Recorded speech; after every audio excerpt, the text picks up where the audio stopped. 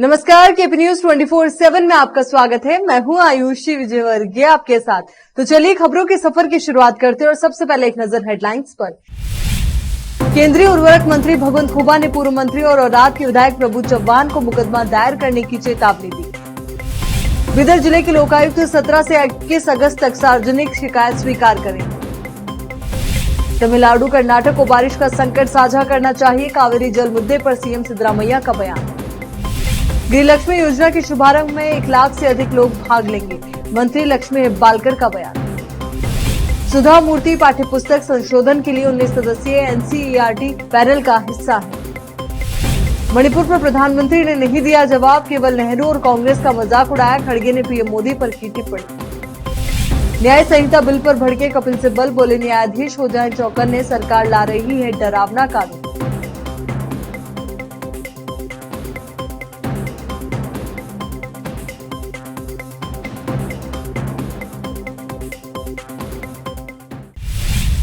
अब देखते हैं समाचार विस्तार से। केंद्रीय उर्वरक मंत्री भगवंत खुबा और पूर्व मंत्री और औराद के विधायक प्रभु चव्हाण के बीच मनमुटाव जारी है। इसके चलते वो शब्द युद्ध भी छेड़ चुके हैं। हाल ही में चव्हाण ने बयान दिया था कि खुबा उनको मारने का प्रयास कर चुके हैं, जबकि दोनों नेता भाजपा के ही हैं, लेकिन दोनों के बीच शुरू से ही जंग छिड़ी हुई है, जिसको लेकर आए दिन नेता एक दूसरे पर शब्दों के तीर चला रहे हैं। अब इसको लेकर मंत्री खुबा ने चव्हाण के बयान पर उन पर मानहानि का मुकदमा दायर करने की चेतावनी दी। ವಿಧಾನಸಭಾ ಚುನಾವಣೆಯ ಪೂರ್ವದಲ್ಲಿ ಸುಮಾರು 6 ತಿಂಗಳಿನಿಂದ 94ರಿಂದ ಪಕ್ಷವನ್ನು ಕಟ್ಟಿದಂಥ ಹಿರಿಯ ಕಾರ್ಯಕರ್ತರು ಇವರ ದರ್ಪದ ವರ್ತನೆಗೆ, ಇವರ ತುಳಿಯುವಂಥ ಕಾರ್ಯಕ್ಕೆ ಬೇಸತ್ತಿ ಅಸಮಾಧಾನ ಇದ್ದಿದ್ದನ್ನು ಪಕ್ಷ ಸಂಘಟನೆಗೆ ಗೊತ್ತಿತ್ತು. ನಾನು ಕೂಡ ಪಕ್ಷದ ವರಿಷ್ಠರಿಗೆ ಇದು ಗಮನಕ್ಕೆ ತಂದಿದ್ದೆ. ಒಂದು ಸಹಜವಾಗಿ ಕಾರ್ಯಕರ್ತನ ಕರೆದು ಮಾತಾಡಿಸಿದರೆ ಸಮಾಧಾನಗೊಳ್ತಾನೆ ಅನ್ನುವಂಥದ್ದನ್ನು ಇವರಿಗೂ ಕೂಡ ಹೇಳಿದ್ದೇನೆ. ಅಷ್ಟೇ ಅಲ್ಲ, ಕಲಬುರಗಿಯಲ್ಲಿ ನಡೆದ ಸಭೆಯಲ್ಲಿ CT ರವಿಯವರು, ನಮ್ಮ ರಾಷ್ಟ್ರೀಯ ಉಪಾಧ್ಯಕ್ಷರಾದಂಥ DK ಅರುಣ ಅವರು ಮತ್ತು ನಮ್ಮ ರಾಜ್ಯ ಪ್ರಧಾನ ಕಾರ್ಯದರ್ಶಿಯಾದಂಥ ರವಿಕುಮಾರ್ ಅವರು ಸಮ್ಮುಖದಲ್ಲಿ ಕೂಡ ಈ ಪ್ರಸ್ತಾಪವನ್ನು ಮಾಡಿದ್ದೆ. ನಾನು ಹೇಳಿದೆ ಪ್ರಭು ಚವ್ಹಾಣ್ ಅವರಿಗೆ, ಇಲ್ಲ ಮುಂಬರುವಂಥ ಚುನಾವಣೆಯಲ್ಲಿ ನಾನು ಏನು ಮಾಡಬೇಕು, ಅಸಮಾಧಾನಿತ ಕಾರ್ಯಕರ್ತರನ್ನೆಲ್ಲ ಸಮಾಧಾನ ನಾವಿಬ್ಬರು ಸೇರ್ಕೊಂಡು ಮಾಡೋಣ ಅಂದರೆ, ಇವತ್ತು CT ರವಿಯವರು, ರವಿಕುಮಾರ್ ಅವರು ಸಾಕ್ಷಿ ಇದ್ದಾರೆ. ಅವ್ರ ಎದುರುಗಡೆ ನೀವು ನನ್ನ ಕ್ಷೇತ್ರಕ್ಕೆ ಬರ್ಲಿಕ್ಕೆ ಹೋಗಬೇಡಿ, ನಾನು ಮಂತ್ರಿ ಇದ್ದೀನಿ, ನಾನು ಗೆದ್ದು ಬರ್ತೀನಿ ಅಂದಾಗ ನಾನು ಅವತ್ತೇ ಅವ್ರಿಗೆ ಶುಭವನ್ನು ಕೋರಿದ್ದೀನಿ. ಹೀಗಾಗಿ ಇವತ್ತಿನ ನಿಮ್ಮ ಮಾತುಗಳಿಗೆ ನಮ್ಮ ಇಬ್ಬರು ಪಕ್ಷದ ಮುಖಂಡರು ಸಾಕ್ಷಿ ಇದ್ದಾರೆ. ಇದಕ್ಕಿಂತ ಜಾಸ್ತಿನೇ ಹೇಳುವಂತ ಅವಶ್ಯಕತೆ ಇಲ್ಲ. Lokayukta Kalaburagi SP AR Karnol, DYSP NM Olekara की नेतृत्व वाली टीम बीदर जिले में 17 अगस्त से 21 अगस्त तक शिकायत स्वीकार करेगी। 17 अगस्त को चितगुप्पा और हुमनाबाद में, 18 अगस्त को बसव कल्याण, हलसुसर और औराद के IB में शिकायत स्वीकार की जाएगी। 19 अगस्त को कमालनगर और बीदर और भालकी में शिकायतें स्वीकार करेंगे। लोग अपनी शिकायतें लोकायुक्त में दर्ज करा सकते हैं। विशेष संवाददाता की रिपोर्ट। अब देखते हैं राज्य के अन्य क्षेत्रों के समाचार। कावेरी जल छोड़ने की तमिलनाडु सरकार की लगातार मांग के मद्देनजर मुख्यमंत्री सिद्धरामैया ने कहा कि कर्नाटक भी खराब मानसून से प्रभावित हुआ है और निचले तटीय राज्य को इस संकट को उसके साथ साझा करना चाहिए। यहां पत्रकारों को संबोधित करते हुए उन्होंने कहा कि मानसून की विफलता ने दोनों राज्यों को संकट में डाल दिया है। केरल के वायनाड क्षेत्र और कोडागु जिले कावेरी और काबिनी के जलग्रहण क्षेत्रों में कमजोर मानसून ने KRS और काबिनी जलाशयों में प्रवाह को प्रभावित किया है। सिद्धरामैया ने कहा कि कर्नाटक हमेशा तमिलनाडु को अधिशेष पानी जारी करता है, लेकिन कमजोर मानसून के कारण अब इसे जारी नहीं किया जा सकता है। तमिलनाडु ने ट्रिब्यूनल द्वारा निर्धारित कावेरी जल का अपना हिस्सा न देने पर कर्नाटक के खिलाफ आपत्ति जताई है। उन्होंने कहा, हमें राज्य में पीने के पानी की कमी और किसानों की परेशानी को भी ध्यान में रखना चाहिए, जो अपनी खड़ी फसलों की सिंचाई करने में असमर्थ है। जलाशय में कम प्रवाह के कारण सिंचाई विभाग ने काबिनी अचुकुट क्षेत्र में खड़ी फसलों के लिए पानी छोड़ने के लिए ऑन ऑफ प्रणाली अपनाने का निर्णय लिया है।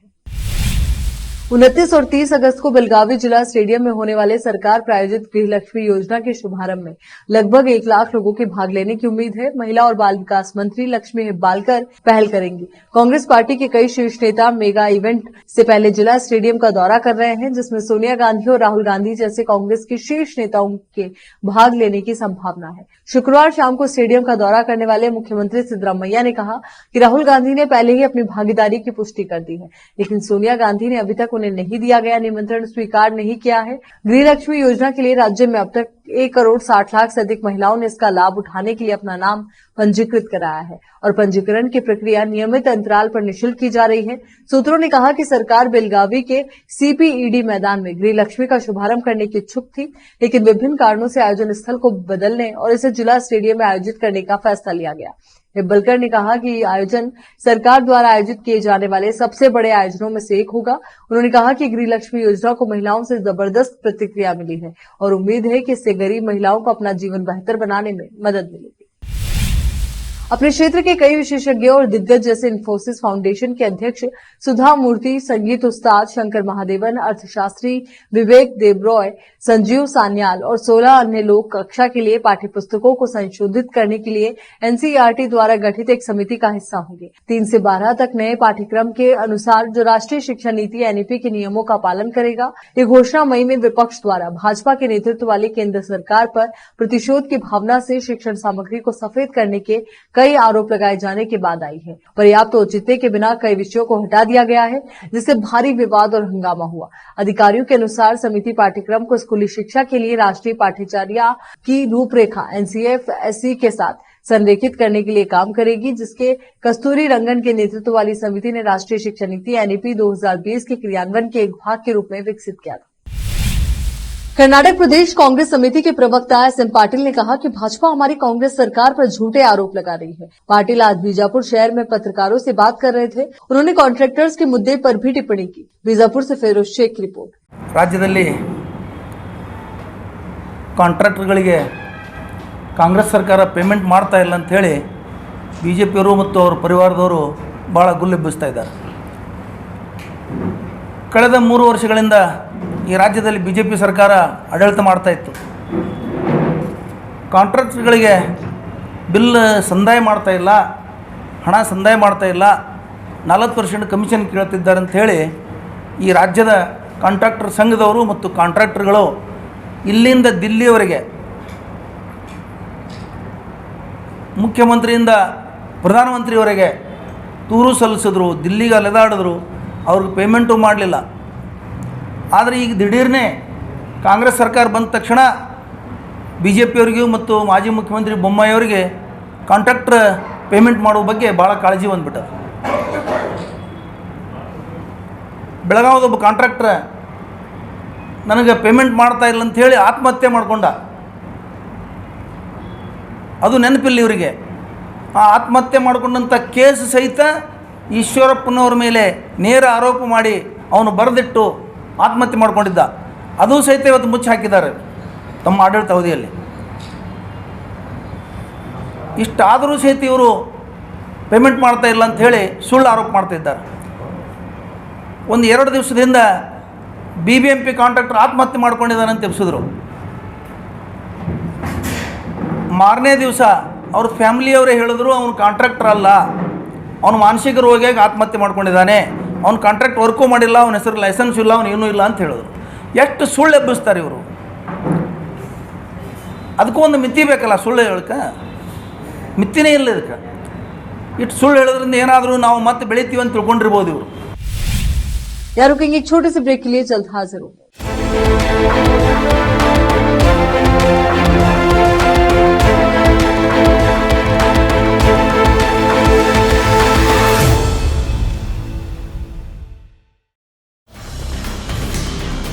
हिंदुस्तान के हर कोने में हम हैं मौजूद। 24 घंटे हालात पर गहरी नजर, खबरों से जुड़े चुपते सवालात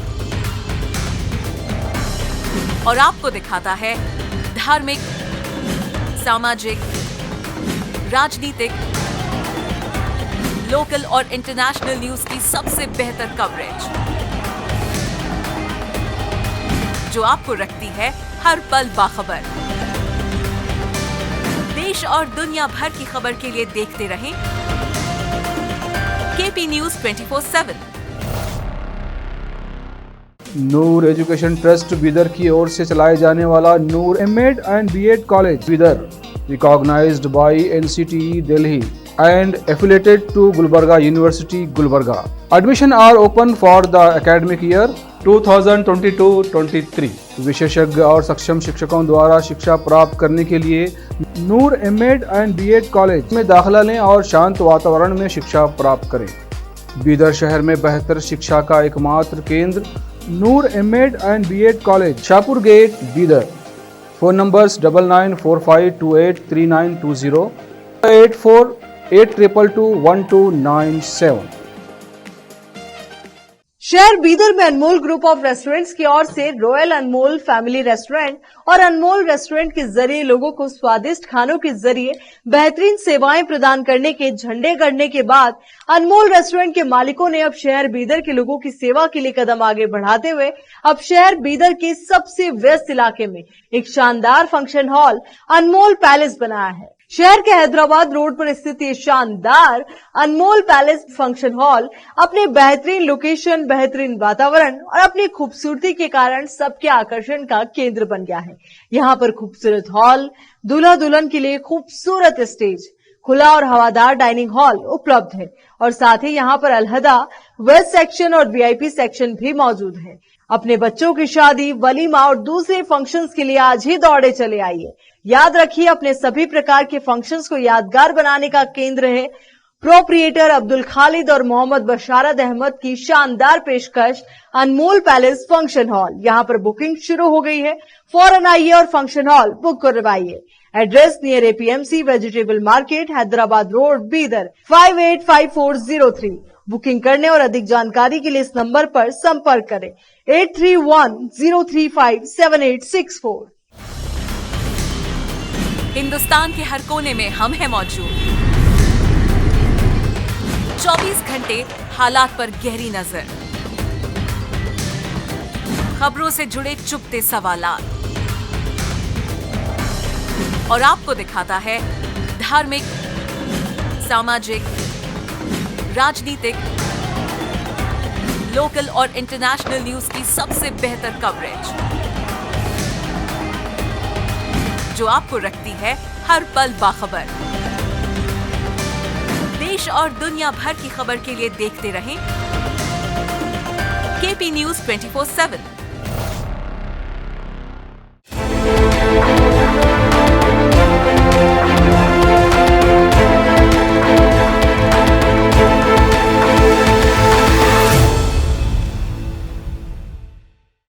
ब्रेक के बाद एक बार फिर से आपका स्वागत है। कांग्रेस पार्टी के राष्ट्रीय अध्यक्ष मल्लिकार्जुन खड़गे छत्तीसगढ़ जिले के जांजगीर चांपा पहुंचे हुए हैं। यहां कांग्रेस पार्टी के कार्यक्रम भरोसे का सम्मेलन में शामिल होने के लिए वे पहुंचे हुए हैं। यहां उन्होंने मणिपुर मामले पर प्रधानमंत्री नरेंद्र मोदी का घेराव किया। उन्होंने कहा कि मोदी जी ने मणिपुर पर जवाब नहीं दिया कि राहुल गांधी का इंडिया गठबंधन के नेताओं ने उनसे क्या पूछा। इसके बजाय उन्होंने नेहरू जी और कांग्रेस नेताओं का मजाक उड़ाया। मोदी जी कहते रहते हैं कि उन्होंने सब कुछ किया। क्या मोदी के सत्ता में आने के बाद छत्तीसगढ़ में बिजली, स्कूल आदि आए? मोदी और शाह हमारे द्वारा स्थापित सरकारी स्कूलों में पढ़े हैं या क्या उन्होंने लंदन या ऑक्सफोर्ड में पढ़ाई की? वे हमसे पूछते हैं कि कांग्रेस पार्टी ने पिछले 70 सालों में क्या किया। हमने केवल सब कुछ यथास्थान पर रखा था। इससे पहले खड़गे ने ट्वीट कर कहा कि लूट और जुमलों ने देश को अस्वस्थ बना दिया। पीएम के हर शब्द में केवल झूठ है। उन्होंने कई एम्स अखिल भारतीय आयुर्विज्ञान संस्थान बनाने का दावा किया, लेकिन सच्चाई ये है कि एम्स को डॉक्टर्स और कर्मचारियों की भारी कमी का सामना करना पड़ रहा है। कांग्रेस अध्यक्ष ने कहा कि मोदी जी कोरोना महामारी में उदासीनता से लेकर आयुष्मान भारत में घोटाले तक आपकी सरकार ने देश की स्वास्थ्य व्यवस्था को बीमार बना दिया है। उन्होंने कहा कि अब लोग जाग गए हैं, आपके धोखे को पहचान लिया गया है, आपकी सरकार की विदाई का समय आ गया है। कांग्रेस पार्टी के राज्यसभा सांसद और वरिष्ठ वकील कपिल सिब्बल ने भारतीय न्याय संहिता बिल को लेकर प्रेस को संबोधित किया। इस दौरान उन्होंने कहा कि मैं आज न्यायाधीशों से आग्रह करता हूं कि वे चौकन्ने रहें, क्योंकि इसके जरिए सभी संस्थानों पर सरकार का कंट्रोल रहेगा। कपिल सिब्बल ने कहा कि मैं आग्रह करता हूं कि तुरंत इस कानून को वापस लिया जाए। ये बिल बहुत खतरनाक है। विपक्षी दलों को मिलकर ये बात आगे रखनी चाहिए, क्योंकि ये कानून संवैधानिक ढांचे के लिए खतरा है। ये न्यायपालिका की स्वतंत्रता को नजरअंदाज करने वाला है। ये पूरी तरह से असंवैधानिक है। कपिल सिब्बल ने कहा कि कौन ऐसा अधिकारी होगा जो सरकार के इशारे पे नहीं चलेगा। सबको लगेगा कि किसी भी अधिकारी पे कभी भी कोई भी आरोप लग सकता है। ऐसे में अगर आरोप लगा तो 3 साल तक की सजा का प्रावधान है। उन्होंने कहा कि मैं जानना चाहता हूं कि किस मंशा के साथ ये कानून लाया गया। गृह मंत्री जी, आपने क्या कानून पढ़ा था? अगर कोई पुलिसकर्मी इनके खिलाफ गया तो इस कानून की वजह से पुलिसकर्मी भी जेल जाएंगे। ऐसा कानून तो महाराजा लोग भी नहीं लाए थे, अंग्रेजों ने भी कभी ऐसा नहीं किया था। उन्होंने कहा कि कानून कहता है कि अगर किसी ने गिरफ्तारी देने से मना किया तो उसको भी 2 साल की सजा हो सकती है। उन्होंने कहा सरकार कॉलोनियल एरा के कानून खत्म तो कर रही है, लेकिन अब उनसे भी डरावने कानून ला रही है। आप किस लोकतंत्र की बात कर रहे हैं? ये तो फादर ऑफ डिक्टेटरशिप वाली बात हो गई। चीन से लगी लद्दाख सीमा पर से गतिरोध समाप्त करने के लिए दोनों देशों के बीच 19वें दौर की वार्ता होने जा रही है। इससे पहले अब तक हुई सभी वार्ताएं विफल साबित हुई है। जून 2020 में गलवान घाटी में हिंसा और फिर नवंबर 2022 में तवांग में चीनी सैनिकों से झड़प के बाद से भारत और चीन के संबंध बहुत खराब दौर में चल रहे हैं। भारत सीमा के विवादित क्षेत्रों से चीन को अपनी सेना हटाने को कहता आ रहा है, मगर ड्रैगन अभी तक इस पर राजी नहीं हुआ है। यही वजह है कि भारत चीन के बीच वास्तविक नियंत्रण रेखा पर गतिरोध और तनाव कायम है। अब 14 अगस्त को भारत और चीन के बीच 19वें दौर की कोर कमांडर वार्ता होने जा रही है। कोर कमांडर स्तरीय इस वार्ता में दोनों सेनाओं के कमांडर स्तरीय अधिकारी शामिल होंगे। इस दौरान सीमा पर से तनाव कम करने के लिए दोनों देशों के बीच बातचीत आयोजित की जाएगी। अभी तक शातिर चीन हर बार वार्ता को विफल साबित करता आ रहा है। भारत की ओर से विवादित क्षेत्रों से सेना हटाने की बात पर चीन तैयार नहीं है। चीन वास्तविक नियंत्रण रेखा एलसी पर दादागिरी दिखा रहा है। भारतीय सीमा से लगे विवादित क्षेत्र में अभी भी चीनी सैनिक डेरा डाले हुए हैं और आसपास अवैध निर्माण कर रहे हैं। चीन की अवैध गतिविधियों की भारत कई बार शिकायत कर चुका है, मगर चीन सुधरने या मानने को तैयार नहीं है। 31 जुलाई को हुई हिंसा के बाद नूह पलवल की सीमा पर हिंदुओं की महापंचायत शुरू हो गई है। इस महापंचायत में विश्व हिंदू परिषद के कई नेता हिस्सा ले रहे हैं। इस महापंचायत के लिए पुलिस प्रशासन ने भी जबरदस्त तैयारी की है। पहले महापंचायत नूह में कराने का ऐलान किया गया था, लेकिन पुलिस ने इसकी इजाजत नहीं दी। इसके बाद पलवल में सहमति बनी, लेकिन प्रशासन ने कई शर्तों के साथ इस महापंचायत की इजाजत दी है। जानकारी के अनुसार ये महापंचायत नूह पलवल बॉर्डर पर पोंडरी गांव में हो रही है। इसमें आसपास के इलाकों से लोग जुटे हैं। इस महापंचायत के बाद हिंदू समुदाय 31 जुलाई को नूह में अधूरी रह गई यात्रा को 28 अगस्त को निकालने की तैयारी कर रहा है। हालांकि इस यात्रा के लिए अभी तक अनुमति नहीं मिली है। विश्व हिंदू परिषद इस अधूरी यात्रा को पूरी करने पर अड़ा हुआ है। वहीं इस महापंचायत को लेकर पलवल के एसपी लोकेंद्र सिंह ने बताया कि इस कार्यक्रम पर हमारी नजर बनी हुई है। हमने शर्तों के साथ पंचायत की इजाजत दी है। अगर इस दौरान इसमें कोई भड़काऊ बात की जाएगी तो फौरन मुकदमा दर्ज करके कार्रवाई की जाएगी। उन्होंने बताया कि महापंचायत के दौरान किसी भी तरह के लाठी डंडे या हथियार की इजाजत नहीं दी गई है। यहाँ पर रुकेंगे एक और छोटे से ब्रेक के लिए, जल्द लौट रहे हैं।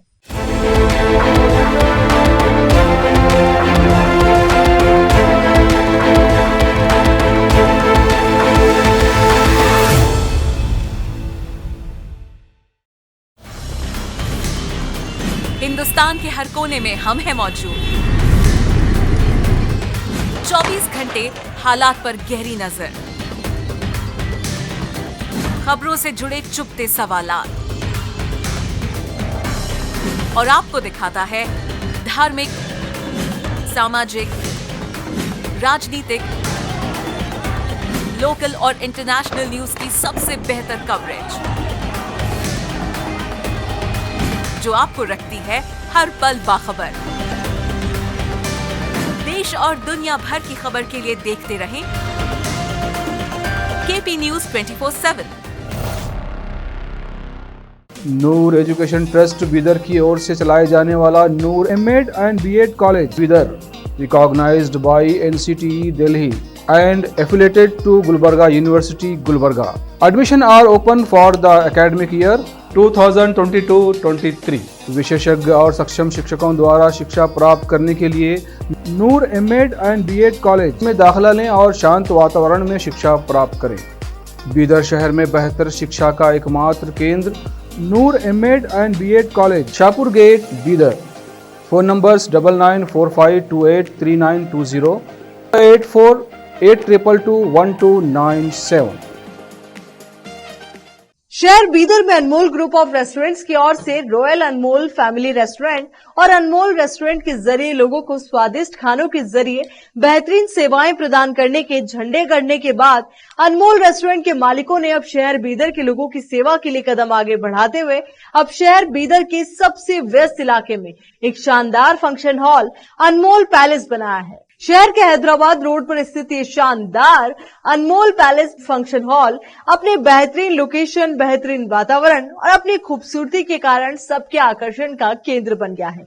यहाँ पर खूबसूरत हॉल, दूल्हा दुल्हन के लिए खूबसूरत स्टेज, खुला और हवादार डाइनिंग हॉल उपलब्ध है और साथ ही यहाँ पर अलहदा वेस्ट सेक्शन और वीआईपी सेक्शन भी मौजूद है। अपने बच्चों की शादी, वलीमा और दूसरे फंक्शंस के लिए आज ही दौड़े चले आइए।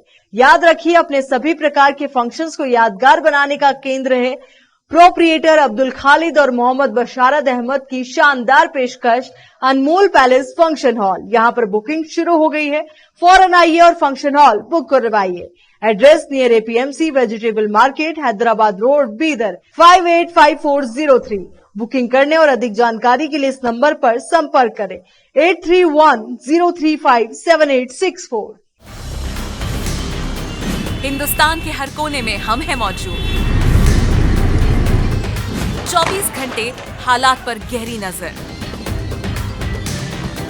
खबरों से जुड़े चुपते सवालात और आपको दिखाता है धार्मिक, सामाजिक, राजनीतिक, लोकल और इंटरनेशनल न्यूज की सबसे बेहतर कवरेज जो आपको रखती है हर पल बाखबर। देश और दुनिया भर की खबर के लिए देखते रहें केपी न्यूज 24/7।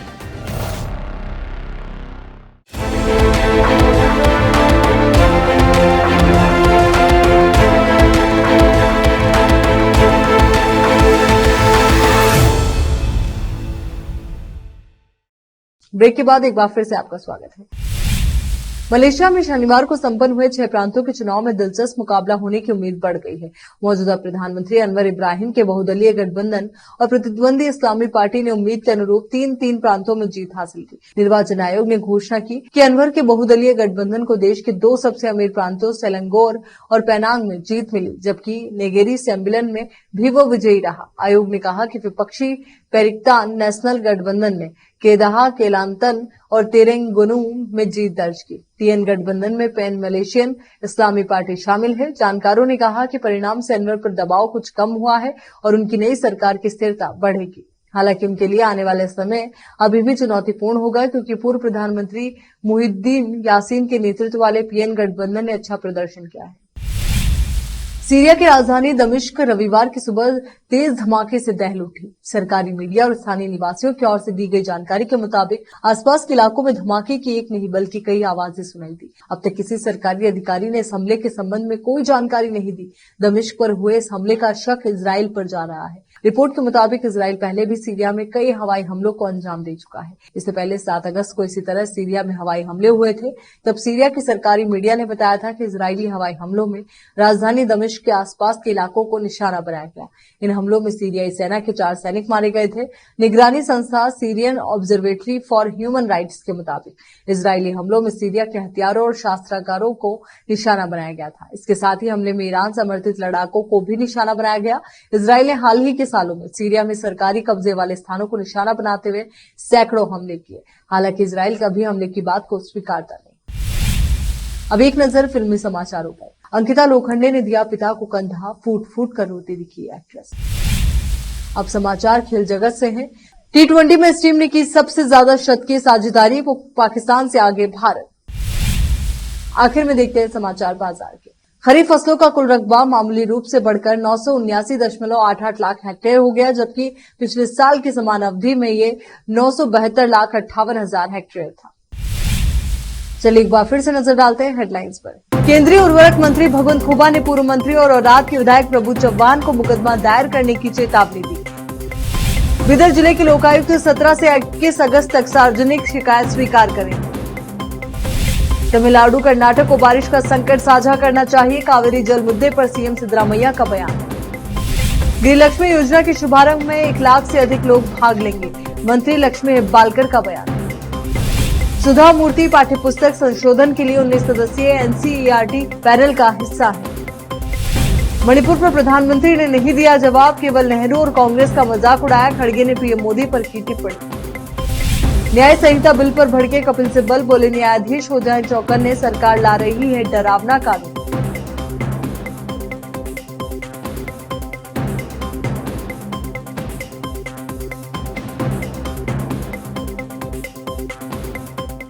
केपी न्यूज के इस बुलेटिन में फिलहाल के लिए इतना ही। देश और दुनिया से जुड़ी तमाम खबरों के लिए आप बने रहिए केपी न्यूज 24/7 के साथ। धन्यवाद।